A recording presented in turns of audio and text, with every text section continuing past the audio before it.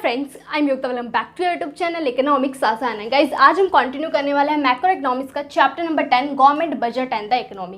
Guys हम पढ़ चुके हैं भाई बजट रिसीट्स क्या होता है, जिसमें हमने देखा रेवेन्यू रिसीट्स के बारे में, जिसमें हमने पढ़ा भाई टैक्स रेवेन्यू क्या होता है और नॉन टैक्स रेवेन्यू क्या होता है। आज हम पढ़ेंगे कैपिटल रिसीट्स के बारे में।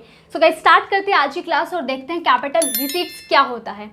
कैपिटल रिसीट्स क्या होता है? Capital receipts those receipts which either create a liability or cause a reduction in the assets of the government। कि कैपिटल रिसीट्स क्या होगी? या तो वो गवर्नमेंट की लाइबिलिटी को इंक्रीज कर दे या एसेट्स को डिक्रीज कर दे, वो क्या कहलाएगी? कैपिटल रिसीट्स कहलाएगी। तो अगर हम बात करें भाई गवर्नमेंट की क्रिएट कैसे होगी लाइबिलिटी, कि जब गवर्नमेंट क्या करेगी, बोरोइंग्स लेगी, तो ऑब्वियस सी बात है गवर्नमेंट की लाइबिलिटी क्रिएट होगी, लाइबिलिटी इंक्रीज होगी, क्योंकि गवर्नमेंट क्या होगी, लाइबल होगी उस अमाउंट को पे बैक करने के लिए, है ना, रीपेमेंट करनी पड़ेगी उस अमाउंट को, जो भी अमाउंट बोरो करा है गवर्नमेंट ने। तो लाइबिलिटी इंक्रीज हुई। अगर हम बात करें एसेट्स कैसे रिड्यूस होगा, फॉर एग्जांपल कि गवर्नमेंट ने पब्लिक एंटरप्राइजेस के कुछ शेयर सेल कर दिए, तो ऑब्वियस सी बात है गवर्नमेंट का एसेट क्या हो गया, रिड्यूस हो गया। तो कैपिटल रिसीट्स हम उस रिसीट्स को बोलेंगे जो क्या कर दे गवर्नमेंट की, या तो लाइबिलिटी को इंक्रीज कर दे या एसेट्स को रिड्यूस कर दे। तो अगर हम बात करें सोर्सेज ऑफ कैपिटल रिसीट्स क्या है सोर्सेज कैपिटल रिसीट्स के, सबसे पहले हम बात करते हैं बोरिंग्स कि बोरिंग्स की अगर हम बात करें, बोरिंग्स का मतलब क्या है? Borrowings are the funds raised by the government to meet excess expenditure. कि जब गवर्नमेंट क्या कर देती है, एक्सेस एक्सपेंडिचर कर देती है, तो एक्सेस एक्सपेंडिचर करने के लिए क्या चाहिए गवर्नमेंट को? मनी चाहिए। अब उस मनी को क्या करेगी गवर्नमेंट? बोरो करेगी। कहाँ से बोरो करेगी वो देखते हैं। सबसे पहले बात करें कि गवर्नमेंट बोरो करती है fund from open market, public से बोरो करती है कि ओपन मार्केट में गवर्नमेंट क्या करेगी, कुछ गवर्नमेंट सिक्योरिटी हो गया, ट्रेजरी बिल हो गया, इनको सेल करके पब्लिक से फंड लेगी, बोरोइंग्स करेगी। देन हम बात करें reserve bank of India, RBI से गवर्नमेंट बोरिंग लेती है। देन बात करें फॉरेन गवर्नमेंट से भी गवर्नमेंट क्या करती है, बोरिंग्स लेती है, लोन्स लेती है। लोन्स फ्रॉम यूएसए हो गया, इंग्लैंड हो गया एंड एक्सेट्रा। फॉरेन गवर्नमेंट से हमने क्या लिया, लोन लिया। देन बात करें इंटरनेशनल इंस्टीट्यूशन, फॉर एग्जांपल के लिए world bank, international monetary fund, IMF. तो गवर्नमेंट क्या करती है, जब एक्सेस एक्सपेंडिचर करती है तो उसको मीट करने के लिए मनी चाहिए, तो उस मनी को क्या करेगी, बोरो करेगी। या तो वो ओपन मार्केट में पब्लिक से बोरो कर सकती है, या आरबीआई से बोरो कर सकती है, या किसी फॉरेन गवर्नमेंट से बोरो कर सकती है, या फिर किसी इंटरनेशनल इंस्टीट्यूशन से बोरो कर सकती है। अब यहाँ पर जब हम बोरिंग्स ले रहे हैं तो उसको कुछ टाइम बाद क्या करना पड़ेगा, पे बैक करना पड़ेगा, रीपेमेंट करनी पड़ेगी। तो यहाँ पर क्या है, गवर्नमेंट की लाइबिलिटी क्रिएट हुई है, लाइबिलिटी इंक्रीज हुई है कि गवर्नमेंट क्या लाइबल है उस अमाउंट को एक फिक्स्ड टाइम पीरियड के बाद पे करने के लिए। तो इससे क्या होगा, it create liability for the government. तो ये क्या है, कैपिटल रिसीट्स है। क्योंकि कैपिटल रिसीट क्या करेगी, या तो गवर्नमेंट की लाइबिलिटी को बढ़ाएगी या एसेट को रिड्यूस करेगी। तो यहाँ पे क्या हो रहा है, लाइबिलिटी इंक्रीज हो रही है। देन हम बात करते हैं रिकवरी ऑफ लोन्स। अब जैसे गवर्नमेंट क्या कर रही है, लोन्स ले रही है, तो ऑब्वियस सी बात है ग्रांट भी करती है वो लोन्स प्रोवाइड भी करती है। किस किस को प्रोवाइड करती है? Government grants various loans to the state government, union territories वगैरह को क्या देती है, गवर्नमेंट लोन देती है। अब यहाँ पे क्या होता है, it reduce assets of the government. कि कैपिटल रिसीट्स क्यों है, क्योंकि ये गवर्नमेंट के एसेट रिड्यूस कर देती है। कैसे रिड्यूस करती है उसको समझते हैं। कि गवर्नमेंट ने क्या करा, स्टेट गवर्नमेंट को लोन दिया, ठीक है। अब स्टेट गवर्नमेंट को लोन दिया तो ऑब्वियस सी बात है स्टेट गवर्नमेंट उस लोन पर कुछ इंटरेस्ट भी देगी। अब वो जो लोन दिया था गवर्नमेंट ने, वो एज अ एसेट काम कर रहा था। क्यों? क्योंकि उस पर इकोनॉमिक बेनिफिट मिल रहा था, इंटरेस्ट आ रहा था। बट जब स्टेट गवर्नमेंट या यूनियन टेरिटरी उसको क्या कर देगी, पे बैक कर देगी, ठीक है, रिकवरी हो जाएगा गवर्नमेंट का लोन, तो क्या हो जाएगा, गवर्नमेंट का एसेट रिड्यूस होगा, क्योंकि अब फर्दर गवर्नमेंट को कोई इंटरेस्ट नहीं मिलेगा। तो वो जो मनी जब गवर्नमेंट ग्रांट करती है as a loan to state government और यूनियन टेरिटरी, तो वो एसेट का काम करती है, क्योंकि उससे क्या मिलता है, इंटरेस्ट मिलता है। बट जब रिकवरी हो जाएगी उस लोन की, तो एसेट क्या हो जाएगा, गवर्नमेंट का रिड्यूस हो जाएगा। इसलिए रिकवरी ऑफ लोन भी क्या है, कैपिटल रिसीट्स है। देन हम बात करते हैं अदर रिसीट्स, जिसमें आता है डिसइन्वेस्टमेंट। इन्वेस्टमेंट का मतलब क्या होता है कि जब हम पैसे लगा रहे हैं, इन्वेस्ट कर रहे हैं। डिसइन्वेस्टमेंट जब मैं वहां से निकाल लूँ, ठीक है। तो डिसइन्वेस्टमेंट को समझते हैं, the act of selling a part or the whole of shares of selected public undertaking PSU helds by government.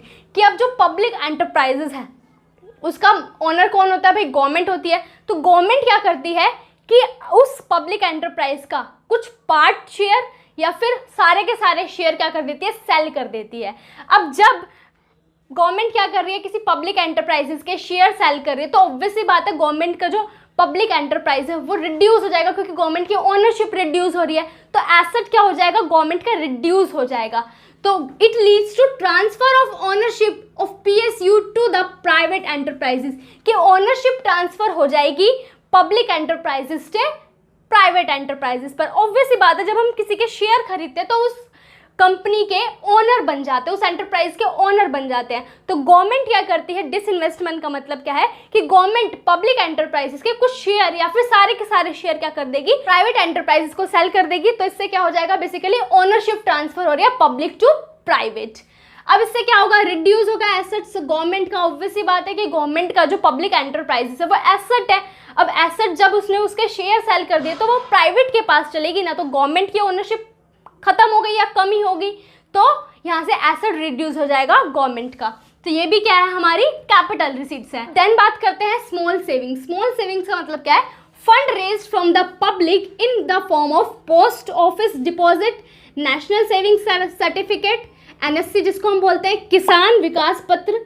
ठीक है, अब गवर्नमेंट क्या करती है, कुछ फंड रेज करती है। कहाँ से रेज करेगी वो, कि पोस्ट ऑफिस में जो डिपॉजिट है वहां से करेगी, या फिर एनएससी से करेगी, या फिर केवीपी से करेगी। क्या होता है कि जो जनरल पब्लिक है, गवर्नमेंट चाहती है कि एनकरेज करो वो स्मॉल सेविंग करे ताकि गवर्नमेंट फंड रेज कर सके। अब स्मॉल सेविंग को एनकरेज करने के लिए गवर्नमेंट ने क्या करा भाई, एनएससी बना दिया, नेशनल सेविंग सर्टिफिकेट, कि अगर मैं पोस्ट ऑफिस में जाके एनएससी को परचेज करती हूँ तो उसमें मैं स्मॉल अमाउंट सेव कर सकती हूँ। फॉर एग्जांपल के लिए 1000 रुपीज़। ठीक है, मैंने एनएससी खरीदा और 1000 रुपीज़ इसमें डिपॉजिट कर दिए। अब क्या होगा कि एनएससी में लिखा होगा भाई कि फिक्स्ड पीरियड ऑफ टाइम के बाद क्या होगा, मेरे को पर्टिकुलर इंटरेस्ट के साथ मेरा जो 1000 रुपीज़ का अमाउंट है वो मेरे को वापस मिलेगा। ठीक है, उससे पहले मैच्योरिटी पीरियड से पहले हम उसको नहीं निकाल सकते। एक तरीके से एफडी की तरह ही होता है, बट एफडी जो है हम उसमें बीच में निकलवा सकते हैं, बट एनएससी और केवीपी पे ऐसा नहीं होता। ठीक है, तो बेसिकली अगर मुझे एनएससी खरीदना है या केवीपी खरीदना है तो मैं पोस्ट ऑफिस से खरीदूंगी और उसमें स्मॉल सेविंग कर सकती हूँ, 500 रुपीज़, 1000 रुपीज़, 2000 रुपीज़, तो स्मॉल सेविंग कर सकती हूँ उसमें। और वो particular maturity period of time के बाद क्या मिलेगा, मेरे को इंटरेस्ट के साथ पैसा मिल जाएगा। तो गवर्नमेंट क्या करती है, स्मॉल सेविंग्स को भी इस तरीके से क्या करती है, फंड रेज करती है, यहाँ से भी बोरिंग्स लेती है। ठीक है, तो पोस्ट ऑफिस के डिपॉजिट से ले सकती है। ठीक है, नेशनल सेविंग सर्टिफिकेट हो गया या फिर किसान विकास पत्र हो गया, कोई भी इसको परचेज कर सकता है अब 18+। ठीक है, जो मेजर बेसिकली जो हो गए हैं तो वो इसको परचेज कर सकते हैं और स्मॉल सेविंग बेसिकली अपनी डिपॉजिट कर सकते हैं और आफ्टर मैच्योरिटी पीरियड उसको रिसीव कर सकते हैं। तो बेसिकली स्मॉल सेविंग्स को एनकरेज करने के लिए ये चलाए गए हैं भाई, एनएससी हो गया, केवीपी हो गया। ठीक है, क्योंकि 500 रुपीज़ हो गया, 1000 रुपीज़ हो गया, तो ऐसे स्मॉल सेविंग्स हम इसमें कर सकते हैं। ठीक है, देन हम बात करते हैं कि भाई ये क्या करेगा, लाइबिलिटी क्रिएट करेगा। ऑब्वियसली बात है कि गवर्नमेंट फंड रेज कर रही है, बोरोइंग्स ले रही है यहाँ पे, तो लाइबिलिटी इंक्रीज करेगा, क्योंकि मैच्योरिटी पीरियड के बाद गवर्नमेंट को जो एनएससी का पैसा है या केवीपी का पैसा है जो लोगों ने उसमें डिपॉजिट करा है, उसको परचेज करा है, तो वो पे बैक करना पड़ेगा, है ना, रीपेमेंट करनी पड़ेगी, तो गवर्नमेंट की लाइबिलिटी इंक्रीज होगी। सो गाइज हमने देखा अभी कैपिटल रिसीट्स क्या होता है, जो गवर्नमेंट की लाइबिलिटी को बढ़ाए या एसेट्स को कम करे। उसके सोर्सेज हमने देखा भी, बोरिंग्स वो ले सकते हैं पब्लिक से, आरबीआई से, फॉरेन गवर्नमेंट से या इंटरनेशनल इंस्टीट्यूशन से। अब बोरिंग्स लिए तो ऑब्वियसली बात है लाइबिलिटी इंक्रीज होगी, क्योंकि जो हमने लोन लिया वो रीपे करना पड़ेगा after a period of time. Recovery of loans, for example मैंने स्टेट गवर्नमेंट को, यूनियन टेरिटरीज को लोन दिया है। ठीक है, गवर्नमेंट ने लोन दिया है तो उस पर इंटरेस्ट आ रहा है, तो वो जो मनी जो हमने एज अ लोन दिया वो एसेट का काम कर रहा है, बट जब उसकी रिकवरी हो जाएगी तो एसेट जो है गवर्नमेंट का रिड्यूस हो जाएगा। देन बात करें डिसइन्वेस्टमेंट की, गवर्नमेंट जो है पब्लिक एंटरप्राइजेस के शेयर सेल कर दे, या तो सारे के सारे कर दे या कुछ पार्ट कर दे, तो एक तरीके से ओनरशिप शिफ्ट हो रही है पब्लिक टू प्राइवेट एंटरप्राइजेस, तो इससे क्या होगा, एसेट जो है रिड्यूस होगा। स्मॉल सेविंग को एनकरेज करने के लिए गवर्नमेंट ने क्या चलाया भाई, एनएससी चलाया, केवीपी चलाया, तो गवर्नमेंट स्मॉल सेविंग जो है बेसिकली पब्लिक की एज अ फंड ले सकती है, बोरिंग्स ले सकती है पोस्ट ऑफिस से। ठीक है, इससे क्या होगा भाई, लाइबिलिटी इंक्रीज होगी। ऑब्वियसली बात है इसको भी रीपे करना पड़ेगा after a maturity period of time. अब जो भी एनएससी और केवीपी का मैच्योरिटी पीरियड होगा 5 ईयर 2 ईयर, उसके अकॉर्डिंग जो है पे बैक करना पड़ेगा। सो गाइज आज हमने पढ़ा कैपिटल रिसीट्स के बारे में, बहुत ही डिटेल में पढ़ा। सो गाइज आज के लिए इतना ही, मिलते हैं नेक्स्ट क्लास में। Thank you.